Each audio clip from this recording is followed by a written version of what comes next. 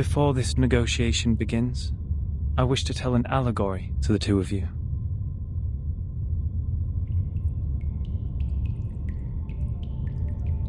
A group of people were imprisoned in a cave. Behind them, there was a fire. Before them was a tall, solid wall. Their legs and necks were chained and fixed, so they were constrained to look nowhere but to gaze at the wall in front of them. When they dropped their eyes, they saw their own body.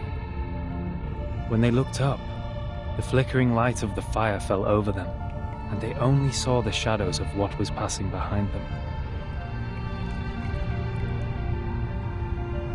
No one had lived one day outside the cave.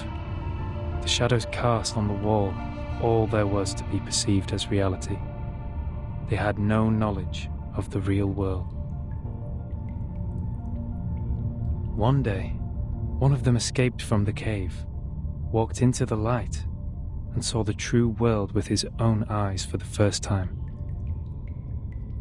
Everything he saw or felt in the cave was nothing more than a mere shadow of the object's true form.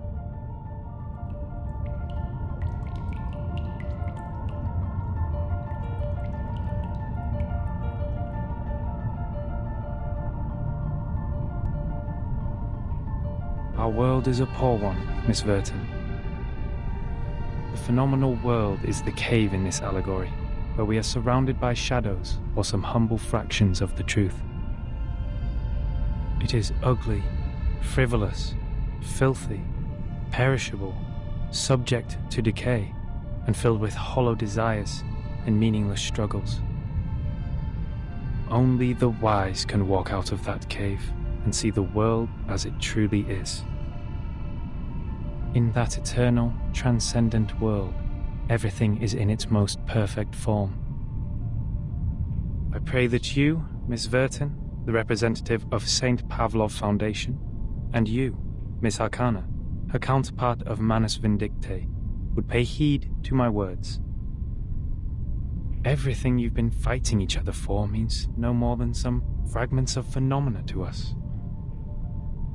There's only one thing worth doing.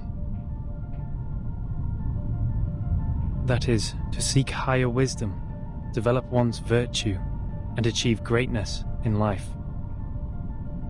We have never set foot on the soil dampened by the storm, nor have we ever been involved in the disputes brought by the torrents of time.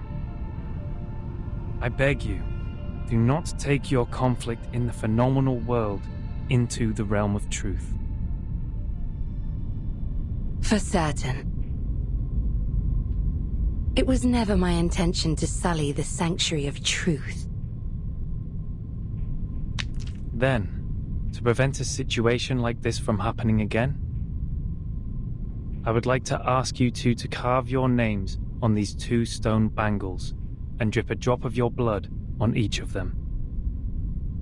Once the bracelet is put on, no one will be able to remove it.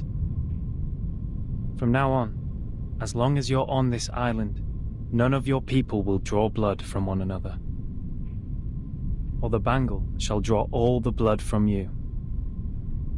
The peace agreement is so decided.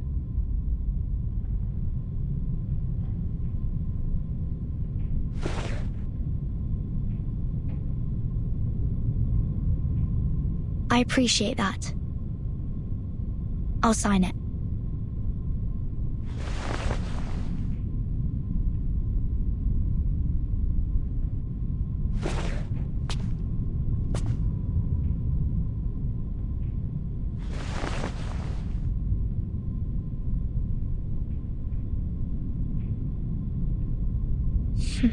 The peace agreement.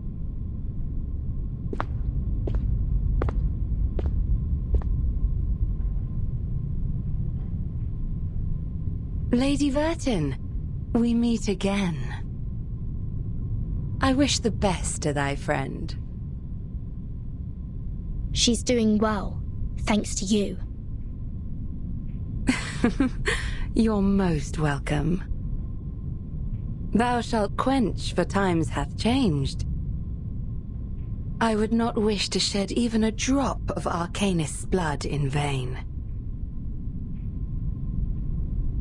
But Schneider should be the victim of a merciless bullet?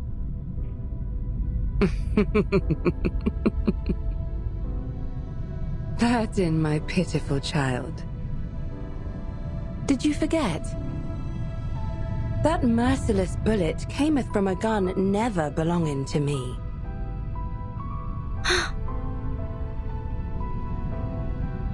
What's Manus Vindicte's purpose to be here? Hearken the archaic wisdom. Just as thou doest.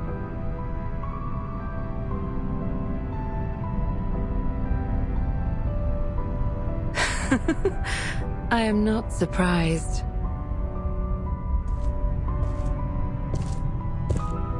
I adore thy visage, Lady Verton, emotionless in the storm. Alas, no man shall bravest the storm and live, including thee.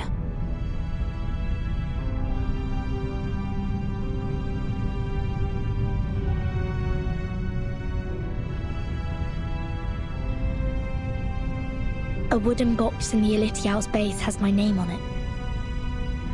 Was that your doing? Sadly, it wasn't. I hope thee findeth the answer satisfactory.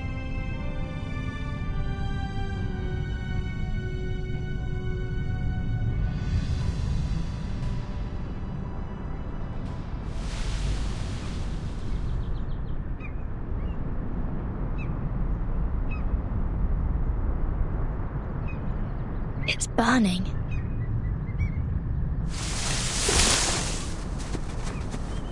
Is that Miss Arcana?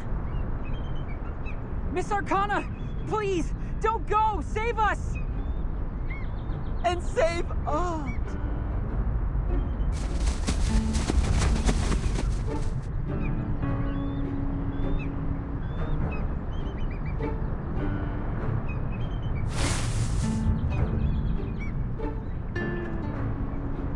No! Come back! Come back! You ignorant foreigners! I just started introducing vectors and matrices, and that's the most interesting part! Verton! Great! You always show up at the right time and right place. Stop the masked people! Whatever it takes!